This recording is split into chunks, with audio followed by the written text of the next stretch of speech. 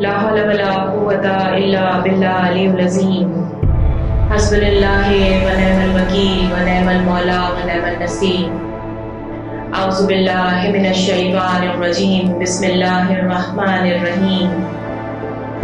اللهم كل وليك الحجة بن الحسن صلواتك عليه وعلى آبائه في هذه الساعة وفي كل ساعة وليا وحافظا وقائدا وناصرا ودليلا وعينا حتى تسكنه أرزك توا وتمتعه فيها طويلا.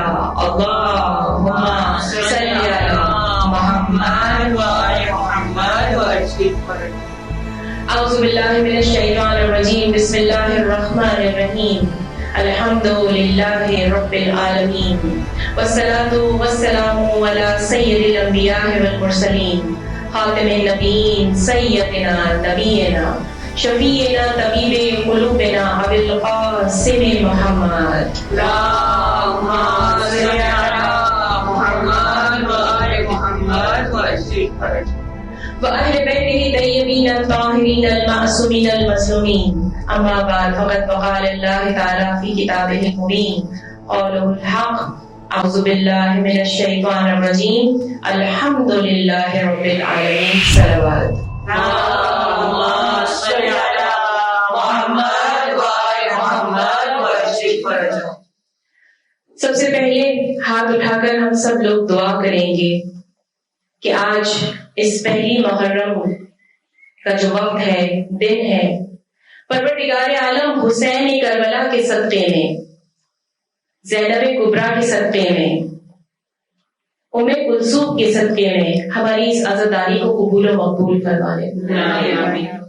ہم اپنے ہاتھوں کو بلند کر کے واسطہ دیں گے اپنے رب کو کہ اے میرے رب، اے میرے پالنے والے، اس معصوم سکینہ کے صدقے میں کہ جسے کربلا سے شام تک اور واپس جب تک وہ اپنے آخری مقام تک نہ پہنچی اتنے تماچے مارے گئے کہ اس کے چہرے کا رنگ کبھی زرد ہو جاتا تھا تو کبھی سرخ ہو جاتا تھا.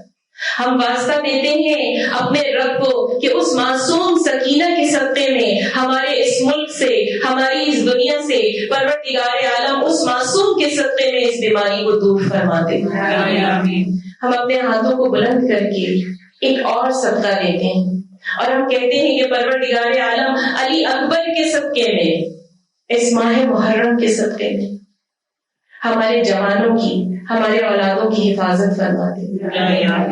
ہم جو چھوٹی اور قلیل سی اس عبادت کو کر رہے ہیں اور جہاں جہاں پر بھی لوگ مجالس عزا کو برپا کر رہے ہیں، حسین کی یاد کو تازہ کر رہے ہیں، میری دعا ہے کہ فاطمۃ الزہرا ان کو ضرور شفاعت عنایت فرمائے. اور اس دعا کے ساتھ اپنی اس محفل کا آغاز کرتے ہیں. میں آپ کے ساتھ 10 دن تک جڑی رہوں گی. میں آپ کے ساتھ 10 دن تک قرآن اور اہل بیت کے معجزات کو لے کر آپ کے سامنے آتی رہوں گی. میں ہر روز کوشش کروں گی کہ قرآن سے یہ ثابت کروں کہ اہل بیت علیہ السلام کے معجزات قرآن کے اندر درج ہیں. اگر ہم اپنی زندگی میں قرآن کو شامل کر لیں گے، اگر ہم اپنی زندگی میں قرآن کو داخل کر لیں گے تو اہل بیت کے معجزات سے فائدہ اٹھا سکیں گے. قرآن کا سب سے بڑا معجزہ یہ ہے کہ آج تک اسی حالت میں موجود ہے جس حالت میں رب کائنات نے اسے اتارا تھا. ہر ایک آیت بالکل اسی طرح سے گواہی دے رہی ہے جس دن پہلے رسول خدا کے اوپر پہلی وحی نازل ہوئی تھی. جب رسول خدا صلی اللہ علیہ وآلہ وسلم پر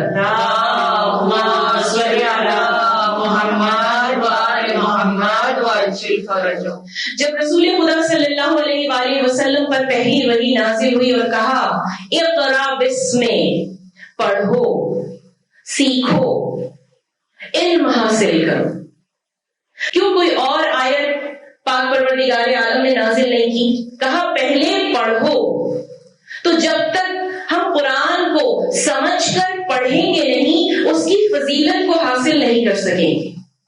کیوں؟ کیونکہ ہمارا حبیب، ہمارے رسالت امام محمد مصطفیٰ ہم سے فرما رہے ہیں ہمیں کہہ رہے ہیں کہ اقرا پڑھو، تو جہاں جہاں پر بھی علم حاصل کرنے جاتے ہو، جہاں جہاں سے بھی علم ملتا ہے اسے لیتے جاؤ، اپنے اندر ڈالتے جاؤ۔ جتنا علم تمہارے اندر جائے گا اہل بیت کے معجزات کا خزانہ تمہیں نظر آنا شروع ہو جائے گا۔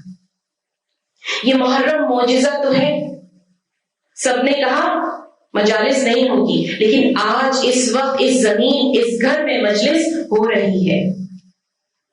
یہ اہل بیت کا معجزہ ہے کہ پوری دنیا نے کہا کہ اس بار محرم اور فرش ازاں نہیں بچھے گی، لیکن یقین جانیے کہ ہر جگہ، ہر محلے میں، ہر گلی میں، ہر شہر میں، ہر ملک میں، یہاں تک کہ لوگ روڈ پر، سڑک کے اوپر بیٹھ کر مجالس سن رہے ہیں۔ یہ اہل بیت کا معجزہ ہے، اور ہمیں اپنے اہل بیت سے محبت کا اظہار کرنا ہے، اور ایسی محبت کہ جس میں حضور قلب ہو۔ جب تک ہمیں قلبی محبت نہیں ہوگی، جب تک ہماری روح کو اہل بیت سے محبت نہیں ہوگی، ہم ان کے معجزات کو نہیں سمجھ سکیں گے۔ آج میں آپ کے سامنے صرف تمہیدی مجلس پڑھوں گی، کل سے میں آپ کو اہل بیت کے ڈیٹیل میں معجزات بتاؤں گی، اور زیادہ امام حسین علیہ السلام کے معجزات بتاؤں گی کہ جب پروردگار عالم نے امام حسین کے نور کو خلق کیا تو کون کون سے معجزے آسمانوں اور زمینوں میں وارد ہوئے، یعنی آسمانوں اور زمینوں میں کون کون سے معجزات اللہ نے دکھائے، فرشتوں کو کیا نعمتیں ملی، انسان کی روح کو کس طرح پاک و پاکیزہ کیا، ارواحوں نے کتنا شکریہ ادا کیا، اور رب کائنات کتنا خوش ہوا۔ ہم جب فرش عزا پر آتے ہیں تو سب سے پہلے دو چیزوں کا ہمیں خیال کرنا ہے۔ نمبر ایک کہ ہم اپنے رب کو راضی کرنے کے لیے آ رہے ہیں۔ جب گھر سے نکلیں اپنے برقعے کو پہنے، اپنے آپ کو آراستہ کریں، خوشبو لگائیں، تو ہر لمحے یہی کہیے کہ میں اپنے رب کو راضی کرنے کے لیے فرش عزا پر جا رہی ہوں۔ اور جب فرش عزا پر آ کر بیٹھ جائیں تو اس کے بعد دوسری نیت آپ کی یہ ہونی چاہیے کہ یہیں کہیں کسی کونے میں سیدہ فاطمہ الزہرا بیٹھی ہوئی ہیں، ہمیں دیکھ رہی ہیں، تو بس ان کو ہی راضی کرنا ہے۔ آج حسین پر گریہ کرنے آئے ہیں، آج حسین کی ماں کو حسین کا پرسہ دینے آئے ہیں۔ یہ کون حسین ہے؟ یہ حسین وہ ہے کہ جسے سیدہ نے بڑی سختیوں سے پالا تھا۔ محرم مصائب کا وقت ہے۔ محرم میں جتنے مصائب آپ سنیں گے، جتنی زیادہ آپ کی آنکھیں نم ہوں گی، جتنا زیادہ آپ گریہ کریں گے، زہرا آپ سے اتنی ہی راضی ہو جائیں گی۔ محرم میں فضائل کو بھی مصائب کی طرح سنیں۔ آپ دیکھیں کہ رسول خدا نے بچپن میں اپنے گھر کے صحن میں اپنے زلجنا کو باندھا ہوا ہے، اور زلجنا کو حسین سید الشہداء دیکھ رہے ہیں، اور حسین زلجنا کو دیکھنے کے بعد کہتے ہیں یا رسول اللہ، اے میرے نانا، مجھے اس گھوڑے کے اوپر سواری کرنی ہے۔ رسول خدا فرماتے ہیں کہ یہ تمہیں ابھی سواری نہیں دے سکتا۔ تو حسین کہتے ہیں نانا، مجھے سوار ہونا ہے۔ صحابہ دیکھ رہے تھے کہ حسین ضد کر رہے ہیں، تو ایک بار مسکرا کے رسول خدا نے کہا چلو میں تمہیں اپنے ہاتھوں سے اس پر سوار کراتا ہوں۔ رسول خدا نے حسین کے چہرے کو چوما، اسے گلے لگایا، گلے لگانے کے بعد اپنی گود میں اٹھایا، اپنے ہاتھوں سے زلجنا کے اوپر انہیں سوار کیا، اس کے بعد بہت بوسے لیے، اتنے بوسے لیے، صحابہ کھڑے ہوئے دیکھ رہے تھے کہ اس قدر حسین کو کیوں بوسہ لے رہے ہیں۔ تب رسول خدا نے جب اچھی طرح سے حسین کو گھوڑے کے اوپر سوار کر دیا تو آہستہ آہستہ پیچھے ہٹنا شروع کر دیا۔ اب حسین پیچھے اب رسول خدا پیچھے ہٹ رہے ہیں، اور حسین کی سواری زلجنا آہستہ آہستہ آگے بڑھ رہی ہے۔ جب تھوڑی دور جا کر رسول خدا کھڑے ہو گئے تو بہت دیر تک حسین کو مسکراتے رہے، اور اتنا مسکرائے دیکھ دیکھ کر کہ رسول خدا کے دندان مبارک نظر آنا شروع ہو گئے۔ صحابہ غور کر رہے تھے، صحابہ دیکھ رہے تھے، اور پھر صحابہ نے دیکھا کہ ایک دم رسول خدا کا چہرہ بدل گیا، ان کے چہرے کا رنگ بدل گیا۔ صحابہ نے دیکھا کہ ایک دم رسول خدا نے گریہ کرنا شروع کر دیا، زور زور سے رونا شروع کر دیا، اور اتنا روئے، اتنے آنسو نکالے کہ رسول خدا کی جو داڑھی تھی، جو ریشہ مبارک تھا، وہ آنسوؤں سے بھر گیا۔ اور پھر رسول خدا جہاں کھڑے تھے وہیں گھٹنوں کے بل بیٹھ گئے۔ صحابہ آئے اور آ کر کہا، یا رسول اللہ، ابھی تو آپ اتنا مسکرا رہے تھے، ایک دم اچانک آپ اتنا کیوں گریہ کرنے لگ گئے؟ تو رسول خدا نے کہا، یہی میرا نواسا ہوگا، یہی میرا گھوڑا ہوگا، مگر مدینہ نہیں ہوگا، کربلا میں ہوگا، اور جب اس گھوڑے سے گرے گا تو اس لمحے کو سوچ کر میں گریہ کر رہا ہوں۔ سوچئے، سب اہل بیت جانتے تھے کہ کیا ہونے والا ہے، ان کی زندگی میں کیا چیز آنے والی ہے، مگر پھر بھی صبر کیا۔ کس کے لیے؟ اپنے رب کے دین کو بچانے کے لیے، اپنے رب کے دین توحید کو بچانے کے لیے، اپنے رب کے دین عقیدہ توحید کو بچانے کے لیے۔ ورنہ آج ہمارے درمیان اللہ کا نام لینے والے لوگ ہوتے، یہ حسین اور حسین کے گھر والوں کی قربانیاں ہیں کہ آج اس فرش عزا پر بیٹھ کر ہم قرآن کی تلاوت کرتے ہیں، اپنے رب کی حمد و ثنا کرتے ہیں۔ حسین نے سکھایا ہے یہ فرش عزا، زینب نے بتایا ہے کہ فرش عزا کیا ہوتی ہے۔ تو اس فرش عزا پر جب آئیں تو پوری سچائی اور اپنے قلب کی پاکیزگی کے ساتھ آئیں۔ کوئی بھی عبادت قلب کی پاکیزگی کے بغیر مکمل نہیں ہے۔ پروردگار عالم ارشاد فرماتا ہے کہ جو میرے اہل بیت سے محبت کرتا ہے میں اسے نہ صرف حوض کوثر سے سیراب کروں گا بلکہ میں دنیا اور آخرت اس کی سنوار دوں گا۔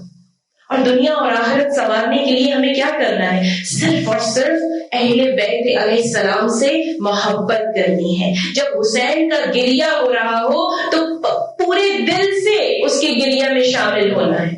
اس وقت اگر آپ کو رونا نہ آئے تو محسوس کیجئے کہ شاید میری ماں کے غم کے بارے میں بات ہو رہی ہے۔ اگر پھر بھی آنسو نہ آئے تو سوچیں شاید میرا باپ جو گزر گیا ہے اس کے غم کی بات ہو رہی ہے۔ پھر بھی نہ آئے تو کسی کی تو اولاد گزری ہوگی، کسی کا تو کوئی سگا والا گزر گیا ہوگا، اسے یاد کر کے رونا شروع کر دیں، مگر آنکھوں میں آنسو ضرور لائیں، کیونکہ رومال فاطمہ میں اگر آنسو آئیں گے تبھی تو فاطمہ الزہرا آپ کی شفاعت کریں گی۔ اہل بیت سے محبت ہمیں نجات دلائے گی، دنیا کی تکلیفوں سے بھی اور آخرت کی تکلیفوں سے بھی۔ 28 رجب سب کے ذہنوں میں ہے، ہم سب جانتے ہیں کہ مولا حسین روانہ ہو گئے تھے، لیکن 28 رجب سے پہلے کیا ہوا تھا؟ 28 رجب سے پہلے ولید اور مروان نے حسین کو ایک خط بھیجا، ایک پیغام بھیجا کہ آؤ میرے دربار میں، مجھے تم سے بات کرنی ہے۔ جب یہ پیغام حسین کے پاس پہنچا تو حسین نے عباس سے کہا کہ مروان کا خط میرے پاس آیا ہوا ہے، ہمیں دربار میں جانا ہے۔ ابھی یہ بات کہہ ہی رہے تھے کہ زینب نے اپنے کانوں میں یہ آواز سنی کہ حسین کو دربار میں جانا ہے۔ زینب کے دل میں ایک بے چینی شروع ہو گئی۔ کیوں بے چینی شروع ہوئی معلوم ہے؟ ایک بار ماں فاطمہ الزہرا بھی دربار میں گئی تھی اور درباریوں نے ان کا حق کھا لیا تھا۔ انہیں پتا تھا کہ جب ماں گئی تھی تو کس طرح گئی تھی، لیکن جب واپس آئی تھی تو بال بھی سفید تھے اور کمر بھی جھکی ہوئی تھی۔ کہا ایک بار ماں گئی تھی، اماں فاطمہ گئی تھی، اب حسین کو دربار میں بلایا جا رہا ہے۔ کہا عباس، کہا علی اکبر، کہا قاسم، کہا عبداللہ، ذرا آئیے خانے ہاشم کو جمع کیا اور جمع کرنے کے بعد کہا کہ تم سب حسین کے ساتھ کل دربار میں جاؤ گے، حسین اکیلے نہیں جائیں گے، میری ماں اکیلی گئی تھی۔ سب لوگ تیار ہو گئے اور عباس نے سب کو تیار کیا، سب نے اپنی تلواریں رکھی اور اس کے بعد وہ حسین کے ساتھ مروان کے دربار میں پہنچنے کے لیے روانہ ہو گئے۔ جب دربار کے قریب پہنچے، دروازے کے قریب پہنچے تو حسین نے عباس سے کہا، اے عباس ٹھہر جاؤ، میں اندر جاؤں گا، جب تم میری بلند آواز سننا تو تم دروازے سے اندر آ جانا۔ اب حسین ہیں اور وہ دونوں لائن بیٹھے ہوئے ہیں۔ حسین کو کہتے ہیں کہ ہم نے تمہیں کیوں بلایا ہے جانتے ہو؟ حسین نے کہا کہ ایسی کون سی بات ہو گئی تھی کہ تمہیں مجھے رات کے اندھیرے میں یہاں پر بلانا پڑا؟ تو کہا ہم چاہتے ہیں کہ تم ہمارے ہاتھ پر بیعت کر لو۔ حسین نے کہا کہ اگر یہ سچی بات ہے، اگر تو حق پر ہے، اگر تو سچا ہے تو کل مسجد نبوی میں مجھے بلانا، میں تمہیں وہاں بتاؤں گا کہ میں بیعت کروں گا کہ نہیں کروں گا۔ تو اس نے کہا حسین ہم جانتے ہیں کہ تم ہمارے ہاتھ پر بیعت نہیں کرو گے، اسی لیے رات کے اندھیرے میں بلایا ہے کہ تم رات کے اندھیرے میں ہمارے ہاتھ پر بیعت کر لو، دن میں ہم کسی کو نہیں بتائیں گے۔ حسین نے کہا نہ آج تیرے ہاتھ پر بیعت کرتا ہوں، نہ کل تیرے ہاتھ پر بیعت کروں گا۔ یہ امام ہیں، جیسے سامنے ہیں ویسے پیچھے ہیں۔ کیا میسج دیا امام نے کہ ہمیں اپنی زندگی میں اپنا ظاہر اور اپنا باطن وہی رکھنا ہے جو ہمارے سامنے ہے، جیسا لوگ ہمیں دیکھ رہے ہیں ویسے ہی ہمارا پیچھے بھی ہونا چاہیے۔ ایسا نہ ہو کہ جب تنہائی میں ہو تو دوسرے مومن ہو اور جب لوگوں کے بیچ میں ہو تو دوسرے مومن بن جائیں۔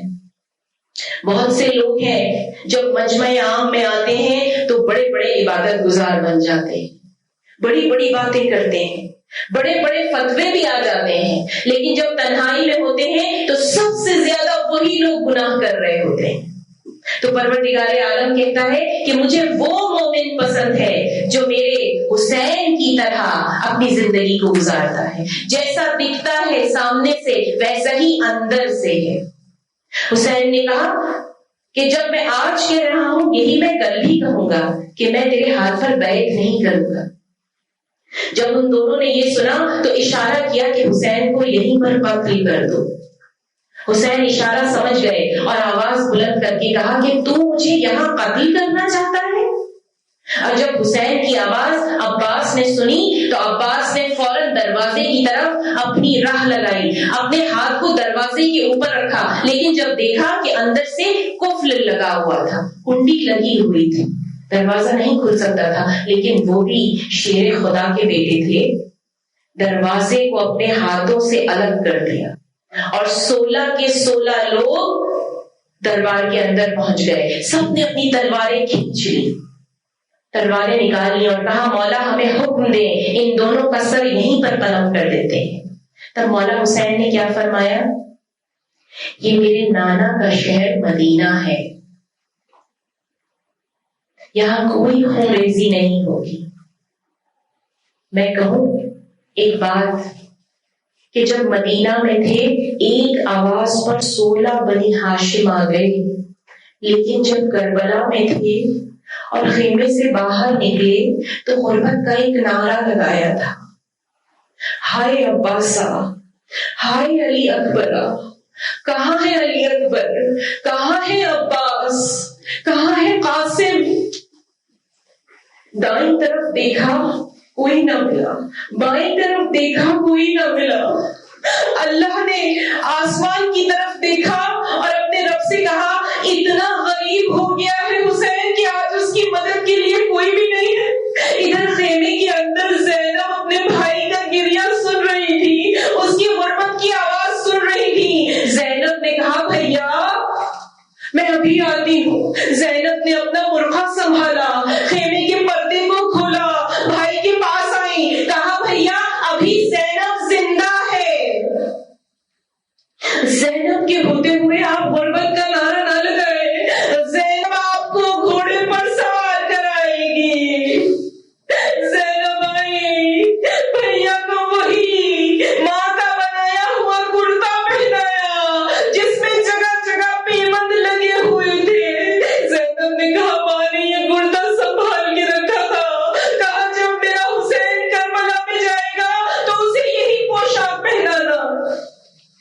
حسین نے کہا بی بی آپ اندر جائیں، میری غیرت گوارا نہیں کرتی کہ آپ خیمے سے باہر آ جائیں، لوگ آپ کے چہرے کو دیکھ لیں۔ کہا نہیں بھیا، میں آپ کو ضرور زلجلہ پر سوار کراؤں گی۔ ہائے غربت زینب کتنا احساس کرتی تھی، کتنی محبت کرتی تھی۔ زینب یہاں بھی سبق دے رہی ہے کہ آپس میں محبت کرو۔ یہ فرش ازا ہمیں محبت سکھاتی ہے، زینب ہمیں سکھا رہی ہے کہ ایک دوسرے کا احساس کرو۔ یہ احساس پہ دنیا قائم ہے۔ اب ایک مرتبہ دربار سے واپس آنے کے بعد حسین نے کہا عباس ذرا لسٹ تیار کرو کہ کون کون ہمارے ساتھ کربلا کو جائے گا۔ میں نے کہا تھا نا کہ میں بہت مسائل پیش کروں گی، میں چاہتی ہوں کہ ہر آنکھ میں آنسو ہو، ہمیں محسوس ہو کہ ہم محرم میں آ گئے ہیں۔ آج محرم کی پہلی تاریخ ہے اور ہم صرف آج سے گریہ کریں گے زہرا کے لال پر۔ عباس کو کہا کہ لسٹ تیار کرو کون کون کربلا جائے گا۔ عباس نے لسٹ تیار کی، علی اکبر کا نام آیا، قاسم کا نام آیا، اولو محمد کا نام آیا، سکینہ کا نام آیا، پر ایک چھوٹے اور بچے کا نام آیا، اس کا نام اصغر ہے۔ سب کو حسین نے بلا کر کہا کہ کل ہمارے ساتھ قافلے میں جاؤ گے۔ عباس نے سب کو کہہ دیا، اس کے بعد کہا کہ علی اصغر کو میں خود بتاؤں گا۔ خیمے میں گئے، حجرے میں گئے، علی اصغر کو گود میں اٹھایا، اس کے کانوں میں جا کر کہا اے علی اصغر 3 دن تک بھوکا اور پیاسا رہنا پڑے گا، تجھے پانی کی بوند نہ ملے گی، لیکن رسالت ماں تجھے حوض کوثر سے سیراب کریں گے، تجھے بابا پہ شہید ہونا پڑے گا۔ اجرکم من اللہ۔ وہ بچہ مسکرا رہا تھا، 6 ماہ کا بچہ کیسے شہادت کے لیے تیار ہو گیا۔ ارے میں بھی ماں ہوں، آپ بھی مائیں ہیں، کیسے اپنے بچے کو بھیج دیتے ہیں، یہ کیسے اہل بیت تھے۔ ارے یہی تاریخ تھی، میں آپ کو ایک چیز اور یاد دلاتی ہوں، یہی دن تھا، یہی جمعے کا وقت تھا، یہی 2015 تھا، اور میرا بیٹا مرنڈاوے کے راستے میں شہید ہو گیا تھا۔ میں کہتی ہوں مائیں بنے آپ لوگ، وہ مائیں بنے جو کہ آپ کو بتاتی ہیں اہل بیت کی مائیں۔ ارے اپنے دل کو، اپنی گود کو قربان کر دیں، اہل بیت کے لیے قربان کر دیں، آپ کی ضرور شفاعت کریں گے، وہ آپ کے لیے دنیا اور آخرت میں سارے دروازے کھول دیں گے۔ حسین نے اس چھوٹے معصوم بچے سے کہا کہ تمہیں میرے اوپر شہید ہونا ہے۔ بچہ مسکرایا۔ اب بیویوں کی باری آئی، ایک ایک بیوی کو ایک ایک بنی ہاشم کا جوان سوار کراتا تھا۔ ام لیلا آئی، عباس نے اپنے گھٹنے رکھے، بازو پکڑا علی اکبر نے، قاسم نے سہارا دیا اور عماری کے اندر سوار کرا دیا۔ ابھی بیویاں آ رہی ہیں کہ اچانک کنیز نے آواز دی زینب کبریٰ آ رہی ہے، علی کی بیٹی آ رہی ہے۔ زینب کبریٰ کا نام سننا تھا کہ حسین اپنی مسند سے کھڑے ہو گئے، اپنے ہاتھوں میں اپنی بہن کو تھاما، عماری کا پردہ ہٹایا، عباس نے گھٹنے رکھے، علی اکبر نے بازو تھاما، قاسم نے سہارا دیا اور چاہا کہ بی بی کو عماری میں سوار کرے، تو بی بی نے کہا اے حسین رک جا، مجھے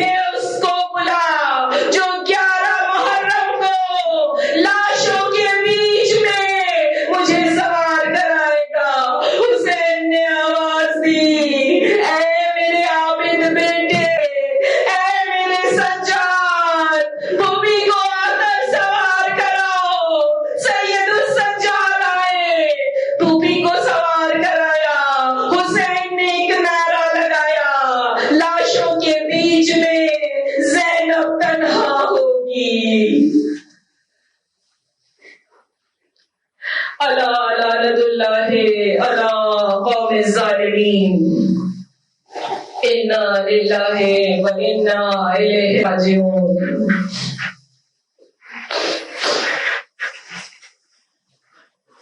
با الہ تجھے واسطہ دیتے ہیں محمد و آل محمد کا، ہماری اس قلیل سی عبادت کو قبول و مقبول فرما دے. بار الہ تجھے واسطہ دیتے ہیں، ایک ایسا واسطہ، ایک ایسے غریب کا واسطہ.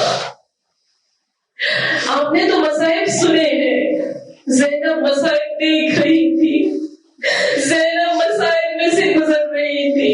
میں اس زینب کا واسطہ دیتی ہوں، پروردگار عالم ہمارے گناہوں کی مغفرت فرما دے. میں تجھے واسطہ دیتی ہوں علی اصغر کی معصومیت کا، سکینہ کی معصومیت کا.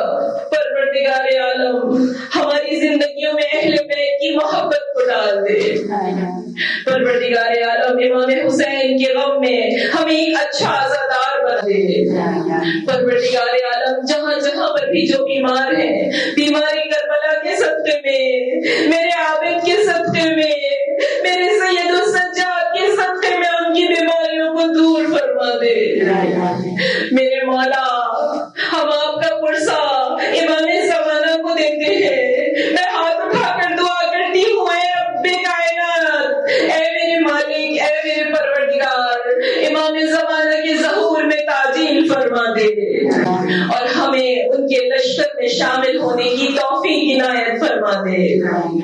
یا ایھا الذین آمنوا صلوا علیہ وسلموا تسلیما.